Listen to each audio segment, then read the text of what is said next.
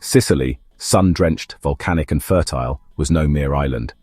It was the key to controlling the central Mediterranean. To the Greeks, it was a land of opportunity, colonization, and trade.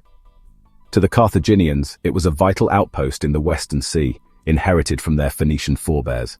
And to both, it would become a battlefield soaked in ambition and blood. By the 8th century BC, Greek settlers began arriving in waves, founding cities like Syracuse, Gela, and Acragas along Sicily's coast. These were not mere trading posts, they were full-fledged polis, armed, proud, and expanding. Their presence soon collided with the older Phoenician colonies, some of which had already aligned themselves with Carthage. As the Greeks moved westward, the line between settlement and aggression blurred. Carthage, once distant and hesitant, would be drawn into a brutal and protracted conflict. This was not one war, but many, a saga of shifting alliances, shattered cities, and titanic battles. This was the Sicilian Wars. The first major clash erupted in 580 BC, when the Greek city of Selinus pushed against Phoenician-held territories. Carthage, still emerging as a Mediterranean power, was cautious. But as pressure mounted, the city could no longer ignore its kinsmen in Sicily. By the 6th century BC, Carthage began projecting military force into the island. They fortified key settlements like Motia, Panormus, which is modern Palermo, and Saguntum. With this came a shift. Carthage was no longer just a trading hub, it was becoming an empire. Conflicts simmered for decades. Minor battles, diplomatic jockeying, and raids defined this early period. But a decisive moment loomed in 480 BC, a year that would see Carthage thrust into the heart of a full-scale war. In 480 BC, as Xerxes launched his invasion of Greece in the east, Carthage prepared a similar campaign in the west. According to Greek sources, chiefly Herodotus, these events may not have been coincidental. Some even speculated a coordinated effort between Persia and Carthage, though the evidence remains, well, pretty thin. Hamilcar I, a suffete of Carthage and a member of the powerful Maganid family, led a vast expedition to Sicily. His goal was, well, to crush the Greek presence once and for all. The fleet landed near Himera, a Greek city allied with Carthage's enemies. Hamilcar's army was immense, reportedly composed of Libyans, Numidians, Iberians, Sardinians, and even Gauls, a real mosaic of Carthage's reach. But the Greeks, under Gelon of Syracuse and Theron of Acragas, met them head-on. At the Battle of Himera, the Carthaginians suffered a catastrophic defeat. Hamilcar himself either fell in battle, or as later sources claimed, threw himself onto a sacrificial pyre. The loss shattered Carthaginian confidence. For decades they withdrew from open warfare in Sicily, focusing instead on fortification and internal consolidation. But Sicily was far from pacified. In the 5th century BC, the balance of power shifted once again. The Maganid dynasty, whose family had guided Carthage's rise to military power, returned to prominence.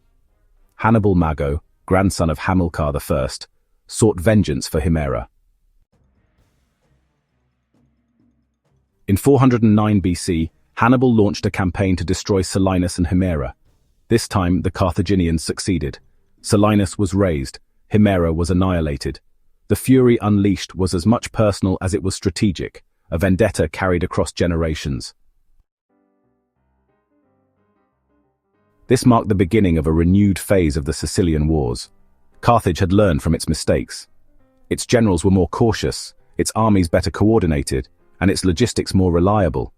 Cities fell. Greek colonists fled. The western half of Sicily bent toward Carthage once more, but the Greek cities were not finished. Enter Dionysius I, the iron-fisted ruler of Syracuse. Seizing power around 405 BC, Dionysius inherited a fractured Greek Sicily, battered by Carthaginian assaults. He responded with tyranny, but also, vision.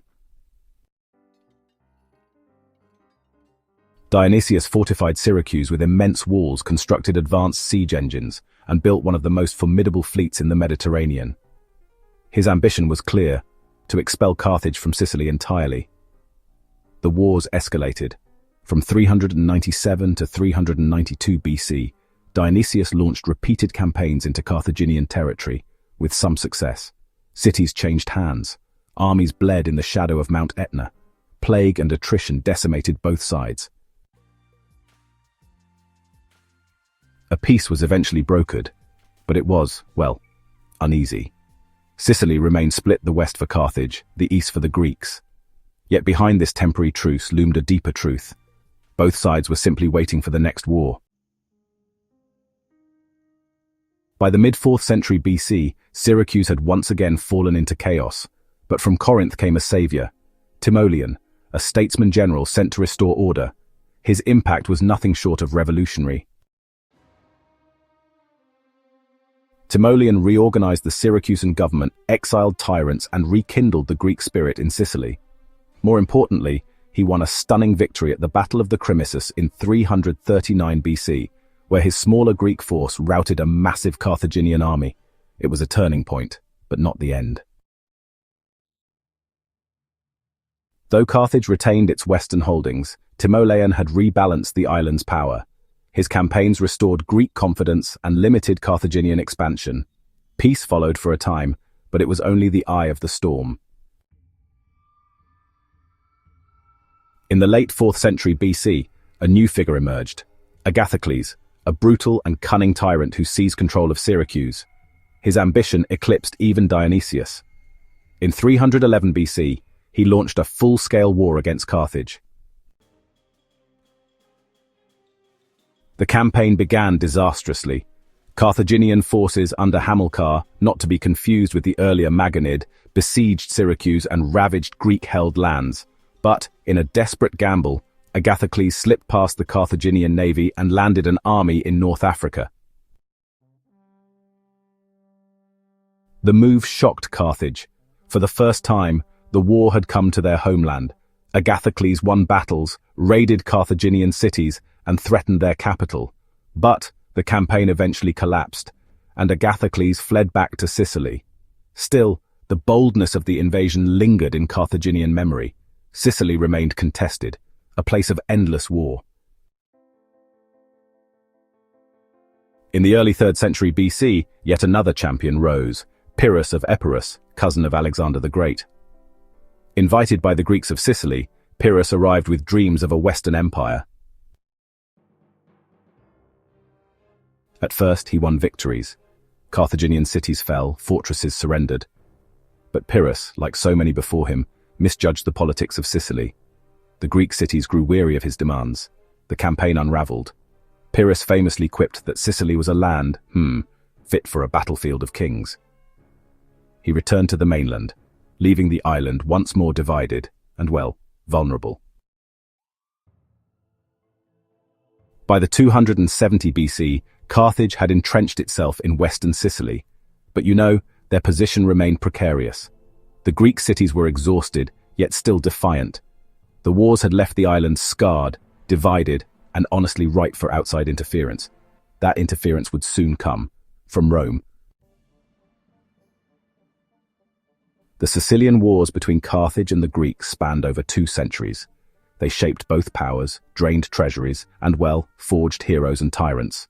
But they settled nothing. Instead, they created a vacuum, a brutal stalemate that set the stage for something even greater. The First Punic War was on the horizon. And this time, the enemy would not be another proud city-state. It would be a rising empire with an insatiable hunger. The Sicilian Wars defined Carthage's early expansion and, sowed the seeds of its later downfall. In fighting the Greeks, Carthage refined its military, its diplomacy, and its empire. But it also exposed its vulnerabilities: reliance on mercenaries, divided command, and, a reactive strategy. Sicily had always been more than just an island. It was a crucible where the titans of the Mediterranean tested their ambitions. Carthage survived these trials, but only just. And as history would show, survival was not the same as triumph. If you enjoyed this dive into the titanic struggle between Carthage and the Greeks, consider subscribing for more immersive histories from the ancient world. What do you think ultimately doomed Carthage? Overreach, rivals, or fate? Let us know in the comments and, well, don't forget to like and share.